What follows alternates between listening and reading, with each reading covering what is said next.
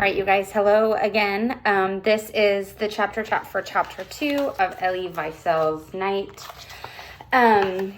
Chapter 2 is short but very intense. If we start at the beginning of the chapter, we see that the Jewish inmates are in cattle cars, and they're packed in cattle cars so tightly that there's not even enough room for everyone to sit down. It starts lying down was not an option, nor could we all sit down.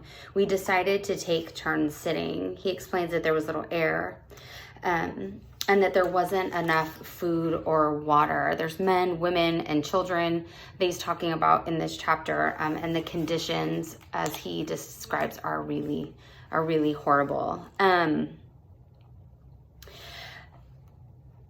In the third or fourth paragraph, right in the beginning, they say that there was still some food, but that they never ate enough to satisfy their hunger. Their principle was to economize, to save for tomorrow. Tomorrow could be worse. So in that quote, I see that they're still holding on for some hope. They're acknowledging that the conditions are really bad, but they're trying to economize and think of one another, taking turns sitting, and making sure that they're rationing their food for tomorrow. So there's still that little glimmer of hope that although tomorrow could be worse, there is a tomorrow, and you're seeing them treat each other with lots of humanity by taking turns and being thoughtful. We're starting to see in this chapter the difference between how the Germans were treating the Jews in the ghettos versus how they're treating them in the cattle cars. So now that they're in transport, on page 24, we hear the German soldiers appear and say if anyone goes missing, they'll be shot like dogs. This is the first time that we see the Jewish inmates called by animal names. They're in cattle cars and they're being referred to as animals. This is the part where I usually in class introduce the idea of dehumanization. And the idea of dehumanization is really important if we're thinking about how something like this can happen. So I'm going to try to link on the bottom of this video an article from a woman named Brene Brown. She's a well-known sociologist and runs a podcast and has some books published. And in her book, Braving the Wilderness, she has a chapter that's dedicated to dehumanization and the idea that dehumanization begins with language.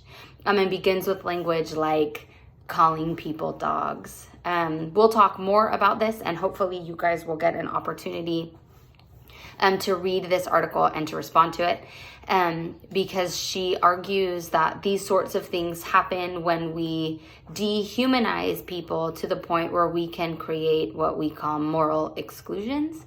That's a term that she uses there. I'm not sure where it comes from, but it seems like a really powerful one, that if you spend enough time convincing yourself that groups of people are not actually people that are worthy like you are, but we convince the world that people are dumb or bad or evil, and we can create the enemy in them by dehumanizing them and devaluing them, then we can get the world to create what Brene Brown calls as moral exclusions. So that was a little bit of a tangent, but that's what normally would have happened in class if we were all sitting there together.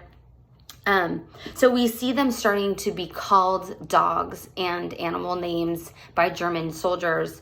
And then by the end of the chapter, we start to see the Jewish, they're not quite inmates yet, but we start to see the Jews that are in the cattle cars starting to act in less humane ways.